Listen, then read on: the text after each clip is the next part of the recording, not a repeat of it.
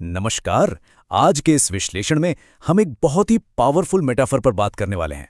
एक ऐसा मेटाफर जो एक काफी कॉम्प्लेक्स प्रॉब्लम को समझने में मदद करता है। कभी ऐसा लगा है जैसे सब कुछ रिपीट पे चल रहा हो, दिन वही, चुनौतियां वही, और ऐसा फील होता है कि बस एक ही गोल चक्कर में घूमते जा रहे हैं, एक एंडलेस लूप जैसा। लेकिन ये फीलिंग सिर्फ एक बुरे दिन या बुरे हफ्ते की नहीं है। असल में ये उस बड़ी सच्चाई का हिस्सा है जिसे एक्सपर्ट्स गरीबी का टाइम लूप कहते हैं।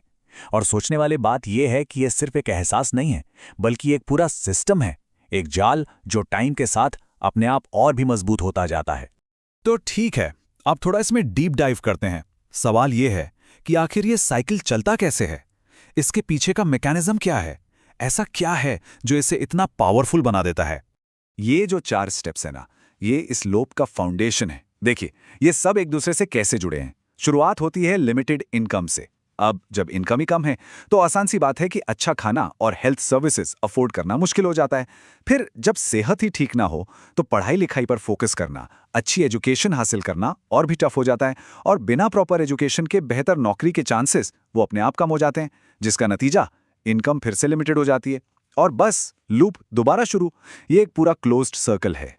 और इस लूप की जो सबसे चिंता वाली बात है वो ये है कि ये सिर्फ एक इंसान की लाइफ तक नहीं रुकता। नहीं, ये एक ऐसी विरासत बन जाती है जो एक जनरेशन से दूसरी जनरेशन को पास ऑन होती है।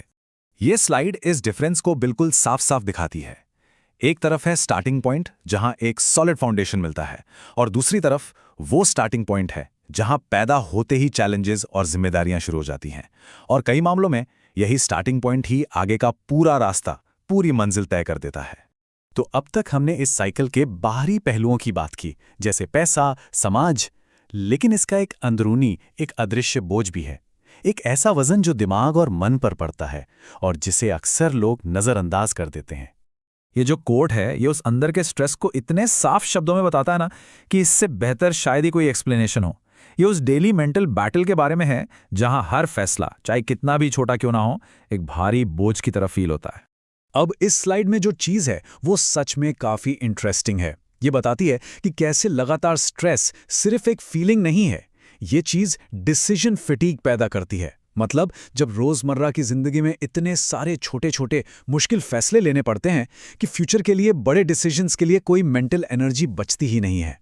ये आगे की सोचने की काबिलियत को ही कमजोर कर देती है और धीरे धीरे उम्मीद, होप सब खत्म होने लगती है।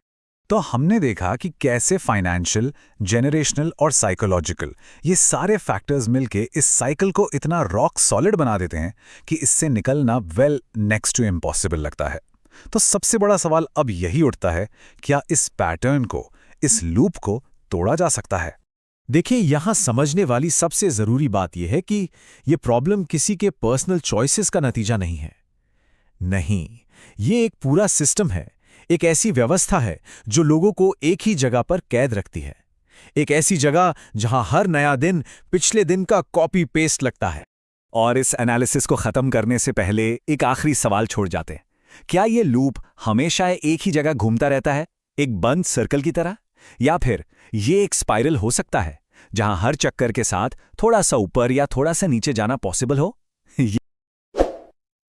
Please like and share video and subscribe channel.